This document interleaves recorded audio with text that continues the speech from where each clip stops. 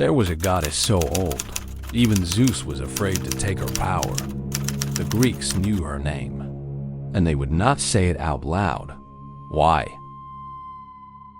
There was a goddess older than Olympus, older than Zeus, older than the thunder itself. She was there before the first temple was built, before the first prayer was spoken, before the first king drew his first breath.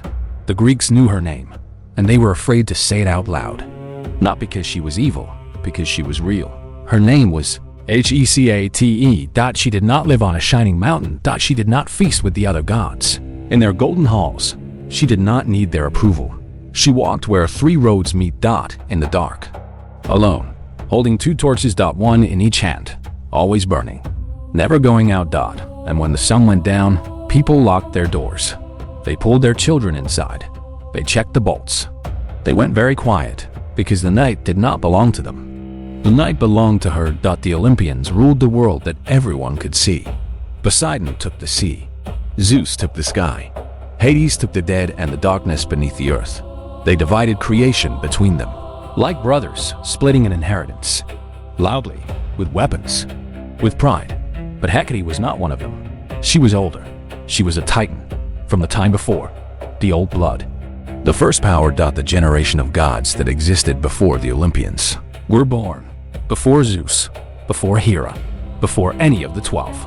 She was there first. And when the new gods rose, when Zeus led his great war against the old ones, every titan was cast down, chained beneath the earth in eternal darkness, thrown into the pit of Tartarus, every single one, except her. Zeus let her keep her power, all of it. Power over the earth, the sea, the heavens, the only titan who walked free after the war. Why? Why would the king of gods spare a titan? Some say he feared what she could do if cornered. Others say he simply could not take it from her, that her power was woven into the fabric of the world too deeply to remove. She was the threshold itself, the space between one place and the next, the moment between life and death. And no god, no matter how powerful, rules a door he must walk through himself. There's a place where 3 roads meet. The Greeks called it the most dangerous ground on earth, not because of bandits, not because of wild beasts, because it was hers. It had always been hers. A crossroads is a choice made visible. 3 directions, 3 fates. 1 step, and she stood in the center of all of them, watching, waiting, always. They said she had 3 faces, not masks. 3 real faces, each one looking a different direction. 1 face watched the road behind you, every choice already made, every person you had already become. 1 face watched the road ahead, every consequence still unfolding, every ending still approaching. And the 3rd face watched the road you would never take, the path you chose against, the life you did not live. She saw all 3 at once, always. For everyone, travelers leaving home at night would stop at the crossroads. They would leave food on the ground, in the dark, eggs, bread, a piece of fish. And then they would walk away quickly without looking back. They called it the supper of Hecate.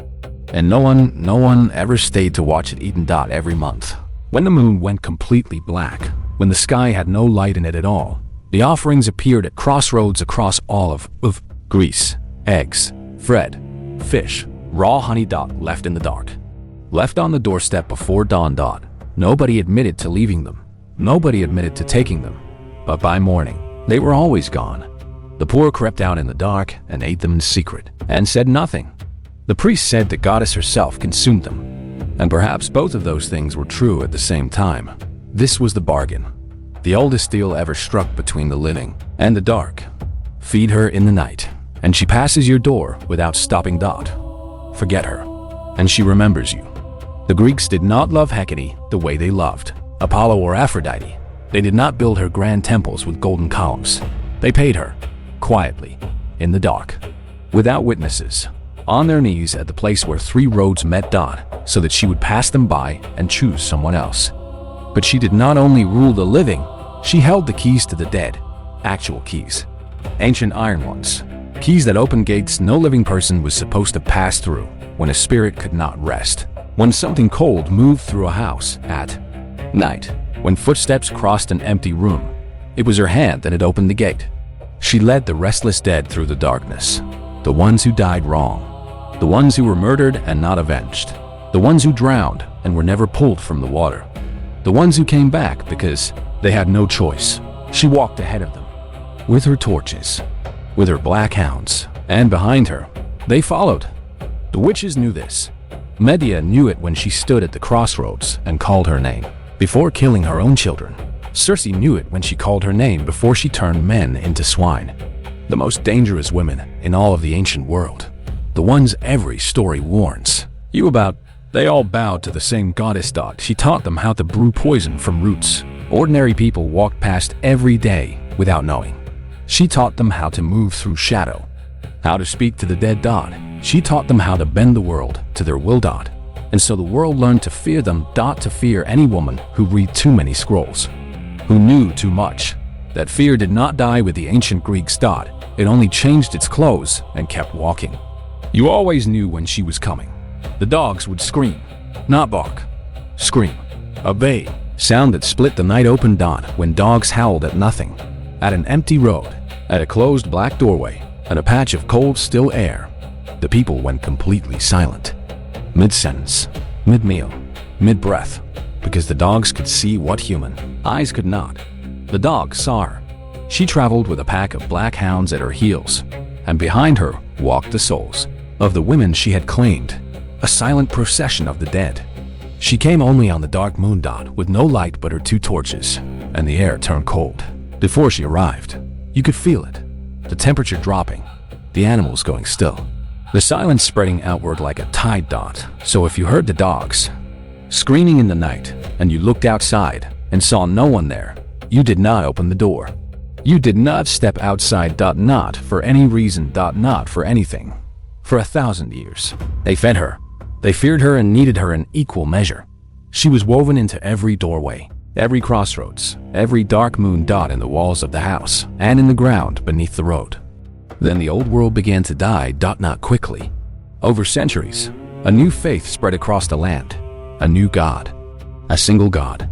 A God who tolerated no others. And in that new world, there was no room for the woman at the crossroads. They could not make her disappear. She was too old, too deep in the bones of the world.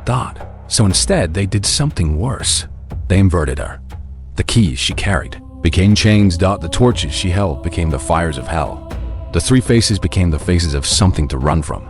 The wise woman of the crossroads became the witch they dragged to the stake and burned. Everything she had ever been, every honest, terrible, sacred thing, they twisted into a warning, a thing to fear, a thing to destroy. But here is what they never understood. You cannot erase a threshold. You cannot destroy the space between one thing and the next. It exists whether you name it or not. She exists whether you name her or not. You can only stop speaking her name. And so she waits, still, patient, unhurried, where three roads meet. In the dark, holding her two torches, watching the road behind you, watching the road ahead. And watching the road you will never take. The Greeks knew to leave her an offering. They knew what the silence at the crossroads cost. The question is, do you? What comes next was buried even deeper. A God the Egyptians locked beneath a river. A book that drove every reader mad.